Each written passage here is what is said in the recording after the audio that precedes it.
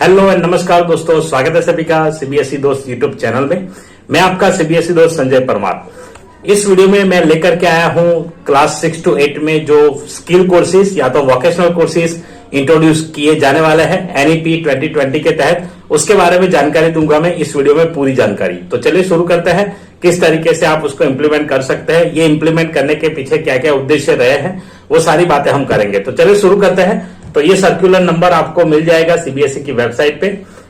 6 अप्रैल को सर्कुलेट हो चुका था और इसमें 48 नंबर है इसका, स्किल एजुकेशन। और सीबीएसई का स्किल एजुकेशन पूरा एक अलग पोर्टल है, उस पोर्टल पे आपको इसके बारे में जानकारी मिलेगी। अगर आपको पता नहीं है तो आप इस तरीके से इसको देख सकते हैं। देखिए मैं आपको बताता हूं कि आप जाइए cbse.gov.in पे। जैसे आप यहाँ पे जाएंगे आपको एक अलग मॉड्यूल मिलेगा जो सीबीएसई एकेडमिक्स की साइट है उसके ऊपर। तो जैसे आप वहां जाते हैं आपको यहाँ पे एक सीबीएसई स्किल एजुकेशन का ऑप्शन मिलता है। अब ये थोड़ा स्लो है नेट यहाँ पे, तब तक हम आगे बात कर लेते हैं।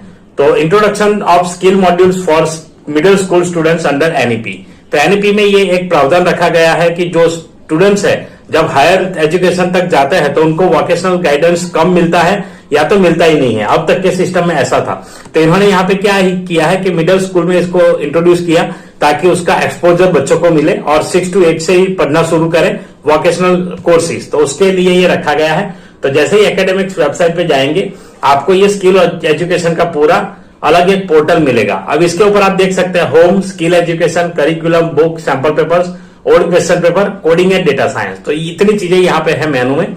आपको अगर बुक्स मटेरियल चाहिए तो यहाँ से मिल जाएंगे। करिकुलम, तो जब भी करिकुलम आएगा तो आपको इसी पेज पे मिलेगा। अभी 2022-23 का है, 23-24 का भी अपडेट नहीं हुआ है। तो जैसे अपडेट होगा यहाँ पे आपको मिल जाएगा।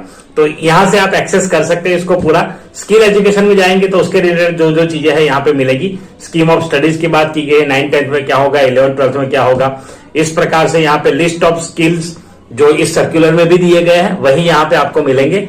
तो 6 to 8 में जो है वो सारे सब्जेक्ट्स यहाँ पे है अवेलेबल। देखिए मार्क डिस्ट्रीब्यूशन किस प्रकार से रहेगा, क्या क्या कितने घंटे का है ड्यूरेशन, वो सारी चीजें यहाँ से मिलेगी ताकि सर्कुलर के बाद आपको अगर ढूंढना हो तो आसानी रहेगी। आप जो भी सब्जेक्ट आपके इंस्टीट्यूट में, आपके स्कूल में स्टार्ट करना चाहते हैं वो इनमें से आप ले सकते हैं 6 to 8 के लिए। तो ये स्पेशली लिंक है उसका, इस पीडीएफ में आपको पूरा इंफॉर्मेशन मिलेगा।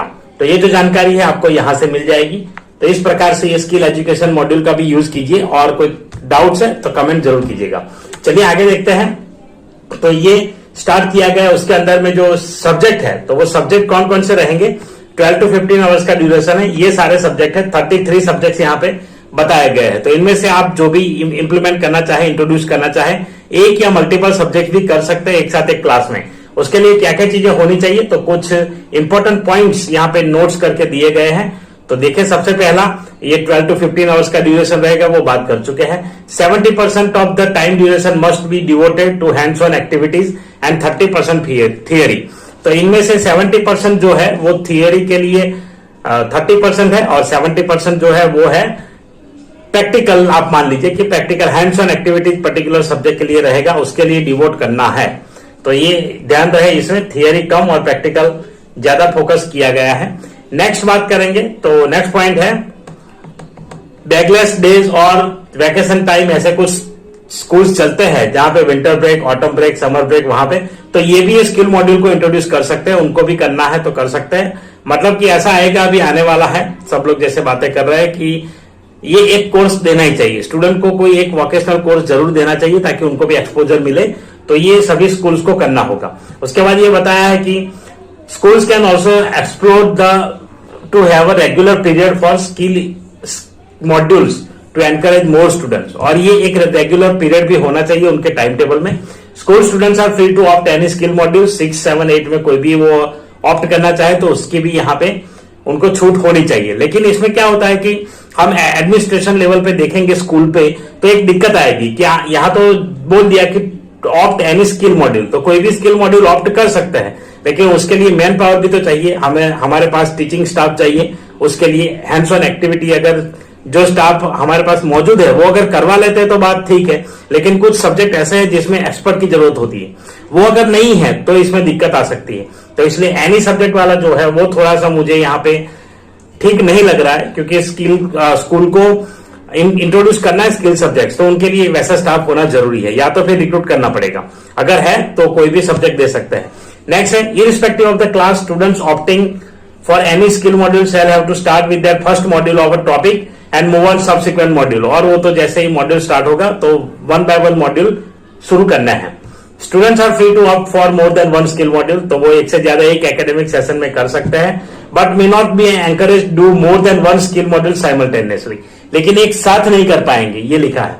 Students can opt the next skill module in the same topic और can take up skill module of another topic. Same पे भी कर सकते हैं अगले वाला, या डिफरेंट भी कर सकते हैं, तो ये इनके ऊपर है। तो एक छूट यहां पे मिली है, यहां पे लिखा है स्कूल में hire teachers trainers for teaching skill modules, existing teachers can be also deputed teaching this modules. अगर स्टाफ है, कैपेबल है सब्जेक्ट पढ़ाने के लिए, तो उनको पीरियड दिए जाए, कोई दिक्कत नहीं है। अगर नहीं है तो यहाँ पे हायर करना पड़ेगा।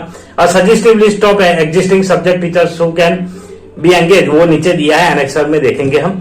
The assessment of skill module is done by the school as per guideline criteria modalities for assessment which shall be provided by CBSE shortly.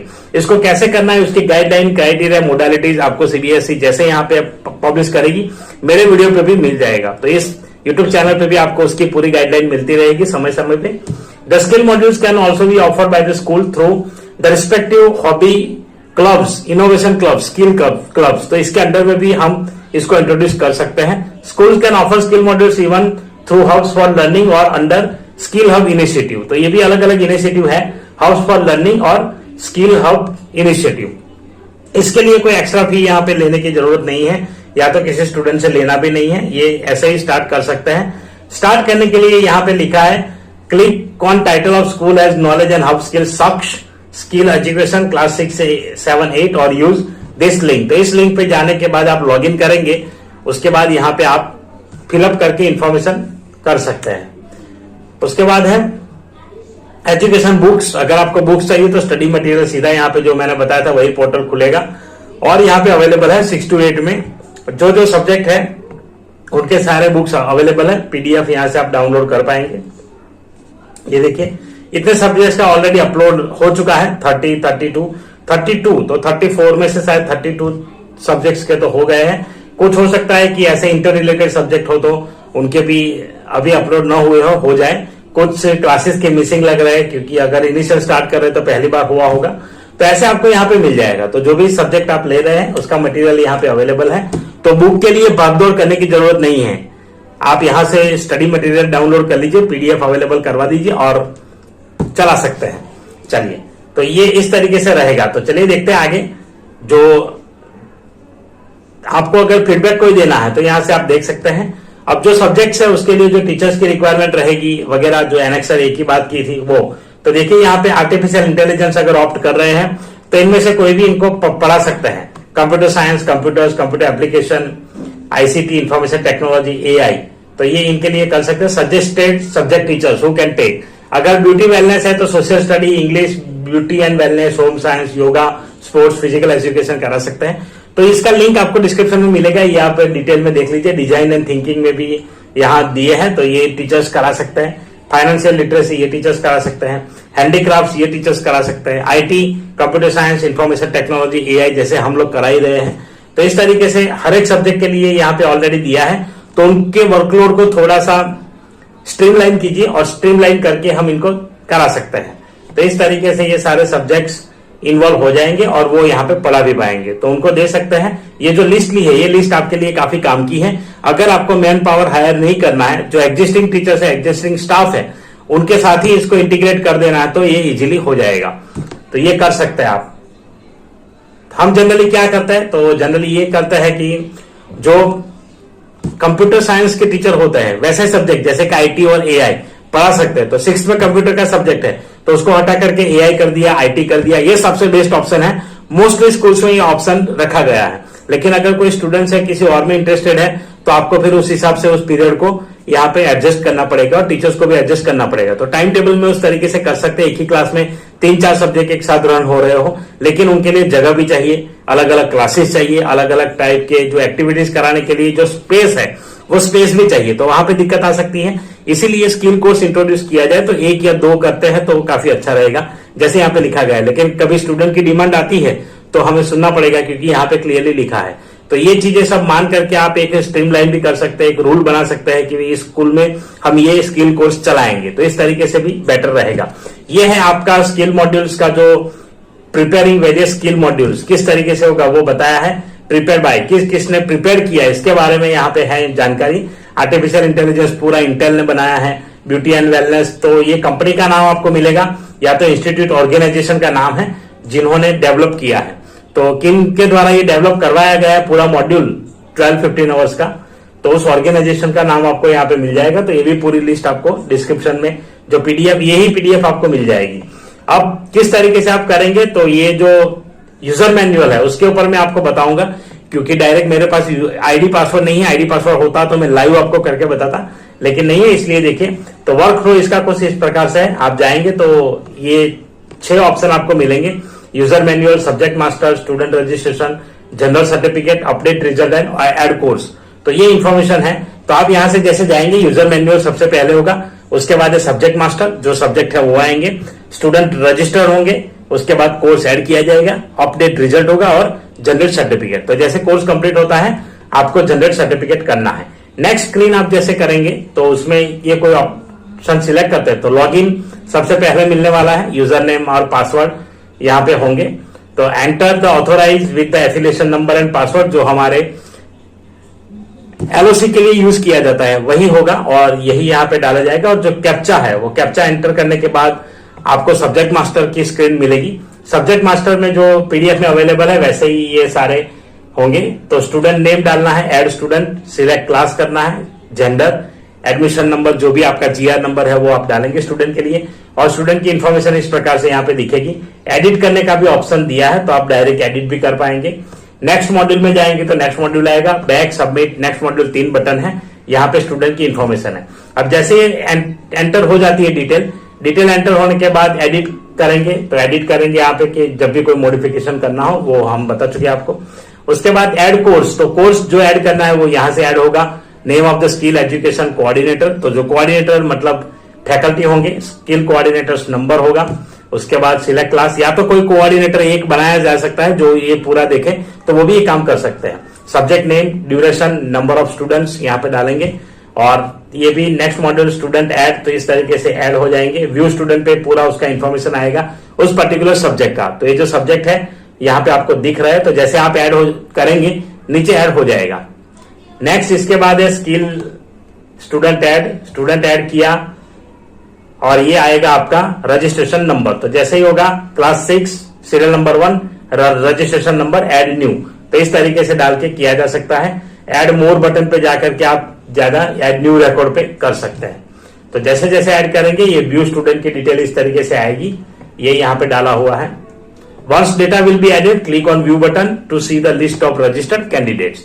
एक बार ऐड होने के बाद देखना चाहते हैं तो देख सकते हैं, आपको इस तरीके से मिलेगा, जैसे affiliation number, registration number, student name, gender, class, subject code, subject name and duration. तो ड्यूरेशन उसका होगा वो भी वहां पे अवेलेबल हो जाएगा। नेक्स्ट है अपडेट रिजल्ट, जैसे कुछ असेसमेंट हुआ, आपने असेस किया, उसके बाद उसका रिजल्ट डालना है, तो रिजल्ट यहां से आपको अपडेट हो जाएगा। तो ये स्क्रीन है उसके लिए, स्टूडेंट नेम, ऑल क्लास, यहां जाके गेट डेटा करेंगे, डेटा आ जाएगा।